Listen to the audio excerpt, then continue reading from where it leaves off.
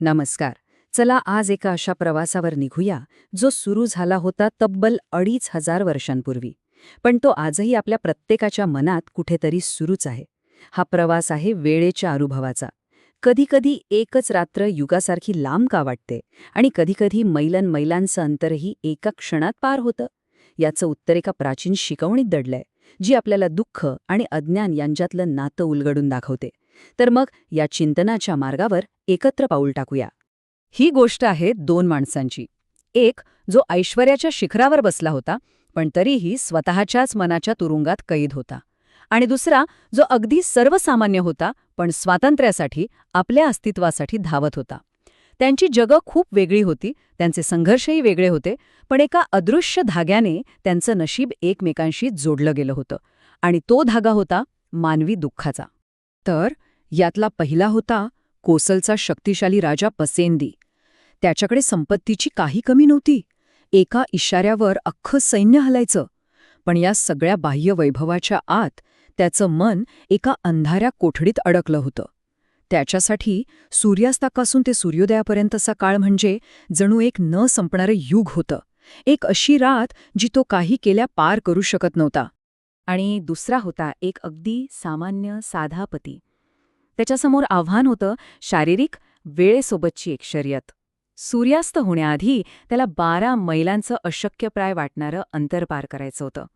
म्हणजे बघा, जिथे राजासाठी काळ हा एक मानसिक राक्षस बनला होता, तिथे ह्या सामान्य माणसासाठी काळ हा एक भौतिक अडथळा होता, ज्याला त्याला आपल्या इच्छाशक्तीने आणि पायांनी हरवायचं होतं. मग असं कोणतं रहस्य आहे जे या दोन टोकाच्या अशक्य वाटणाऱ्या प्रवासांना एकत्र आणतं? त्यांच्या अनुभवांमध्ये असा कुठला समान धागा आहे जो फक्त त्यांचं नाही तर आपल्या सगळ्यांच्या दुःखाचं मूळ उघड करतो? याच प्रश्नाच्या उत्तरात या कथेचं खरंच सार दडलेलं आहे. चला तर मग कथेच्या पहिल्या भागाकडे वळूया. राजा पेसेन नदीच्या महालातील त्या एका कधीही न संपणाऱ्या रात्रीच्या विश्वात आपण प्रवेश करूया. एक असं विश्व जिथे ऐश्वर्य आणि घुसमट एकत्र नांदत होती. या न संपणाऱ्या रात्रीची सुरुवात झाली एका क्षणाच्या मोहातून. राजानं आपल्या महालाच्या खिडकीतून एका सुंदर स्त्रीला पाहिलं आणि त्या एका नजरेतच त्याच्या मनात वासनेची आग पेटली. ती विवाहित आहे हे सत्य त्याच्या इच्छेच्या वादळात कुठल्या कुठे विरून गेलं. त्याची ही लालसा इतकी अनियंत्रित झाली की तिला मिळवण्यासाठी त्यानं एक क्रूर, कपटी योजना आखली. त्यानं तिच्या पतीला आपल्या सेवेत घेतलं. पण कशासाठी? तर त्याला एका अशक्य कामगिरीवर पाठवण्यासाठी. एका अशा प्रवासावर जिथून तो परतच येणार नाही अशी राजाची पक्की खात्री होती. राजाच्या स्वतःच्याच शब्दात त्याच्या आतलं वादळ स्पष्ट दिसतं. तो म्हणतो, काल रात्रभर मी तळमळत होतो, मला झोपच लागली नाही. ही काही साधी अस्वस्थता नव्हती. हा होता त्याच्या वासनेनं आणि अपराधीभावानं निर्माण केलेला एक मानसिक नरक. प्रत्येक क्षण त्याला आपल्या पापाची जाणीव करून देत होता आणि म्हणूनच ती रात्र काही पुढे सरकत नव्हती. त्याच्या या त्रासाने मध्यरात्री अगदी रौद्र रूप धारण केलं. महालाच्या शांततेत त्याला काहीतरी विचित्र, भयानक किंकाळ्या ऐकू येऊ लागल्या. हे आवाज जणू थेट नरकातूनच येत होते. लोहकुंभी नावाच्या नरकात लैंगिक दुराचाराची शिक्षा भोगत असलेल्या 4 आत्म्यांचे ते विलाप होते. हे आवाज म्हणजे जणू त्याच्याच पापांचा प्रतिध्वनी होता, ज्यामुळे त्याची भीती आणि अपराधीपणाची भावना इतकी वाढली की ती रात्र त्याच्यासाठी खऱ्या अर्थाने अनंत काळची झाली. आता आपण राजाच्या त्या बंदिस्त महालातून बाहेर पडूया आणि त्या पतीच्या थकवणाऱ्या रस्त्यावर येऊया.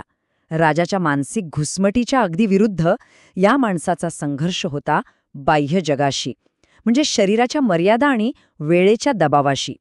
राजाने त्याला एक योजन म्हणजे जवळजवळ 12 मैलांचं अंतर एका दिवसात पार करायची आज्ञा दिली होती.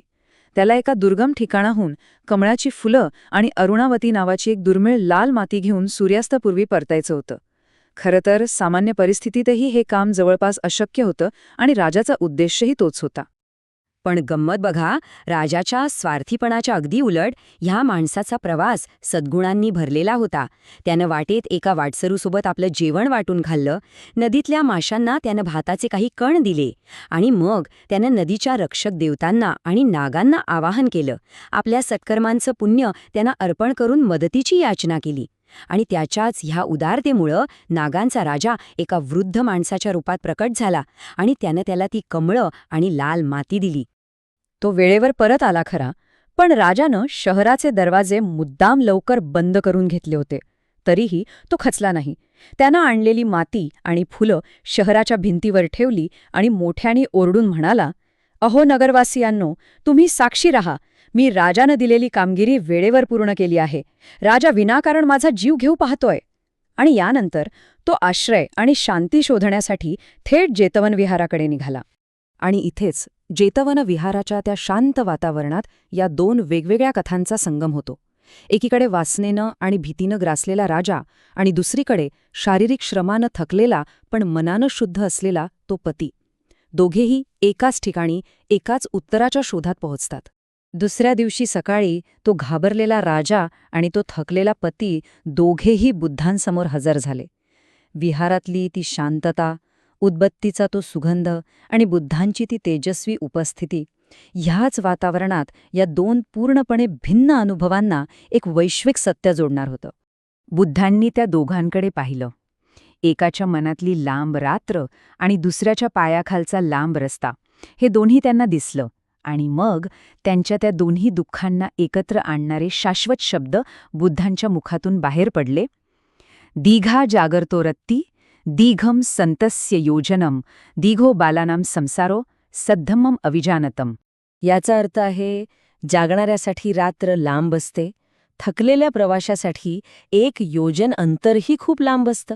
आणि अगदी त्याचप्रमाणे जो सत्य धम्माबद्दल अज्ञानी आहे, त्या मूर्खासाठी हा संसार, हे जन्ममृत्यूचं न संपणारं चक्र खूप खूप लांब असतं. आता या शिकवणीचं सार समजून घेण्यासाठी दोन पाली शब्द फार महत्वाचे आहेत. पहिला आहे बालानं, म्हणजे मूर्ख. पण इथे बुद्धिमत्तेचा काही संबंध नाहीये.